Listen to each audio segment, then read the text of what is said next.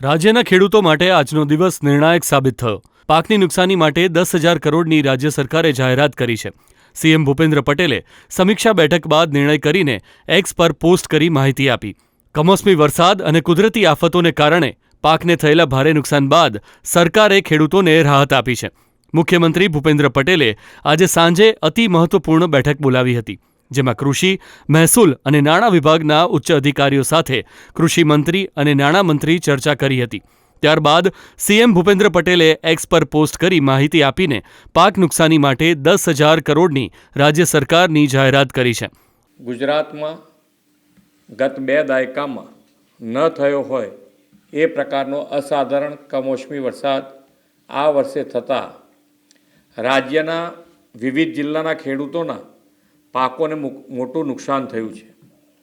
આ સંદર્ભે મેં તથા મારા સાથી મંત્રીઓએ જુદા જુદા જિલ્લાઓમાં જઈને અસરગ્રસ્ત ખેડૂતોની સાથે પ્રત્યક્ષ વાતચીત કરીને તેમની સ્થિતિ જાણી હતી.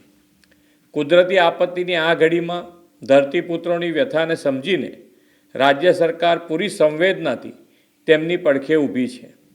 રાજ્યભરના ખેડૂતોના પાકને થયેલા વ્યાપક નુકસાન સામે તેમની લાગણીઓને ધ્યાને રાખીને રાજ્ય સરકાર દ્વારા ધરતીપુત્રો માટે રૂપિયા આશરે 10,000 કરોડના રાહત સહાય પેકેજની જાહેરાત કરું છું. આ ઉપરાંત રાજ્ય સરકાર 9 નવેમ્બરથી ખેડૂતો પાસેથી ટેકાના ભાવે આશરે 15,000 કરોડથી વધુના મૂલ્યોની મગફળી, મગ, અડદ અને સોયાબીનની ખરીદી પણ કરવા જઈ રહી છે. અન્નદાતાઓની આર્થિક સુખાકારીની ચિંતા પોતાના માથે લઈને રાજ્ય સરકાર તેમની સહાયતા માટે હંમેશા પ્રતિબદ્ધ હતી, છે અને રહેશે તેવો વિશ્વાસ આપું છું. આ બેઠકનો મુખ્ય ઉદ્દેશ કૃષિ રાહત પેકેજની અંતિમ સમીક્ષા કરવાનો છે. સૂત્રોના જણાવ્યા મુજબ સરકાર પેકેજના માપદંડો, સહાયની રકમ અને નાણાકીય જોગવાઈઓને અંતિમ રૂપ અપાશે, જેથી ખેડૂતોને ઝડપથી સહાય મળી શકે. રાજ્ય સરકાર ખેડૂતોને ઐતિહાસિક રાહત આપવા માટે તૈયાર હોવાનું માનવામાં આવી રહ્યું છે અને જરૂરી હોય તો નિયમોમાં ફેરફાર કરીને પણ સહાય આપવાનો નિર્ણય લેવાઈ શકે છે. જીતુ વાઘાણીએ જણાવ્યું હતું કે સર્વેનો રિપોર્ટ મુખ્યમંત્રી સમક્ષ રજૂ થઈ ચૂક્યો છે. એસડીઆરએફના ધોરણો મુજબ ખેડૂતોને સહાય ચૂકવવા માટે કેન્દ્ર સરકારને જાણ કરવામાં આવી છે અને રાજ્ય સરકારના ભંડોળમાંથી પણ સહાય ચૂકવવાની વિચારણા ચાલી રહી છે.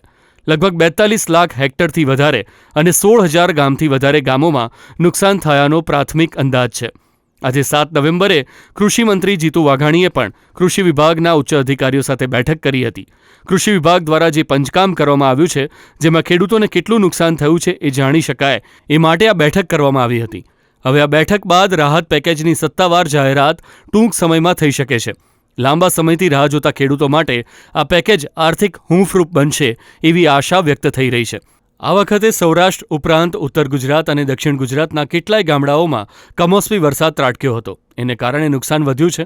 જાણકારોનું માનવું છે કે આ વર્ષે 22 લાખ હેક્ટરથી વધુની જમીનમાં માત્ર મગફળીનું જ વાવેતર થયું હતું. એમાં પણ માત્ર સૌરાષ્ટ્રમાં જ 16 લાખ હેક્ટર જમીનમાં મગફળીનું વાવેતર થયું હતું. એનું કારણ એવું છે કે ગત વર્ષે કપાસના ભાવો ઉપજ્યા નહોતા. આથી ખેડૂતોએ કપાસને બદલે મગફળી વધુ વાવી હતી. આ વધુ વાવેતર જ ખેડૂતોની આંખોમાં વધુ પાણી લાવી રહ્યું છે.